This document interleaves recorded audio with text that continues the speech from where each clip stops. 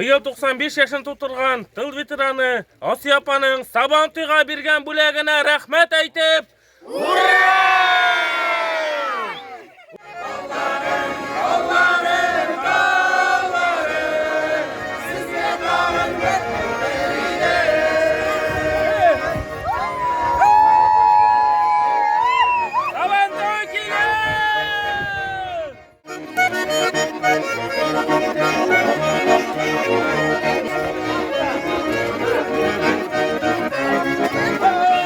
Oynab jırlap güngülaşıp bayram ettik yıl boyu.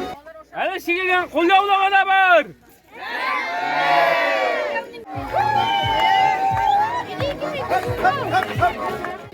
Kiyov Milnaz'dan Sabantuyga bölgen bulegine rahmet aytib, hurra!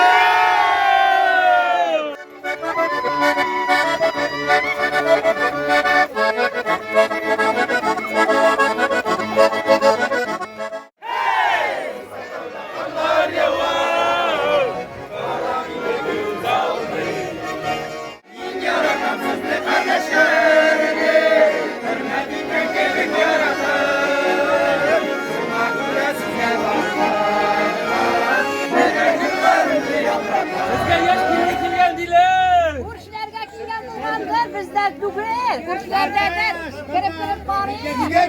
Sizge şoyatmağız indi!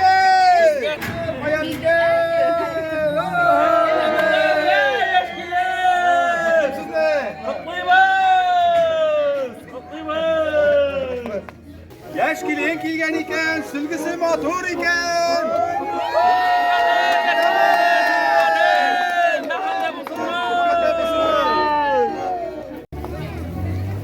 Bu silgemle Sabantuy batırın arifliktem. Subhanallah!